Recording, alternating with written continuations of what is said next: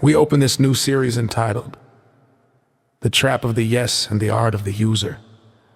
Episode 1 is called The Snare of the Yes. Some of y'all said yes to things you regret before you even knew this sermon was coming.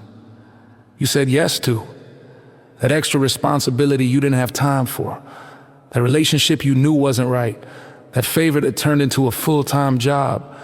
And now you're tired, irritated, and praying for deliverance from something you volunteered for. That's not kindness. That's captivity. Let's talk about it. Proverbs 29:25.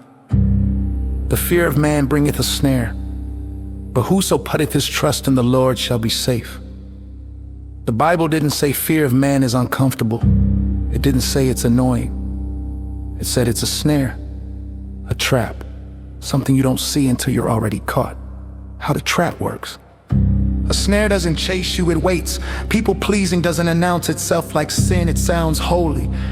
It's just one more yes. I don't want to disappoint them. They'll be mad if I say no. I'll figure it out later. And later turns into burnout, resentment, silence, spiritual exhaustion. You didn't get trapped because you're mean, you got trapped because you're afraid.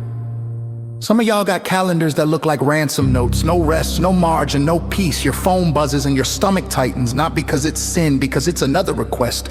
And you already know you're gonna say yes. Not because God told you to, but because you don't know how to handle people being uncomfortable with your no.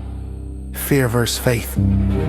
Galatians 1:10, for do I now persuade men or God, or do I seek to please men? For if I yet pleased men, I should not be the servant of Christ. Paul didn't mince words. You cannot be addicted to approval and submitted to Christ at the same time. If your yes is driven by fear, you're not serving, you're performing, and performances are exhausting because they never end. Some people don't even ask how you're doing anymore. They just ask what you can do, because your yes has trained them. And now when you finally say no, they act shocked like you committed a crime. You didn't change. You just stopped lying with your availability. Ask yourself this: if nobody clapped, if nobody thanked you, if nobody noticed, would you still say yes?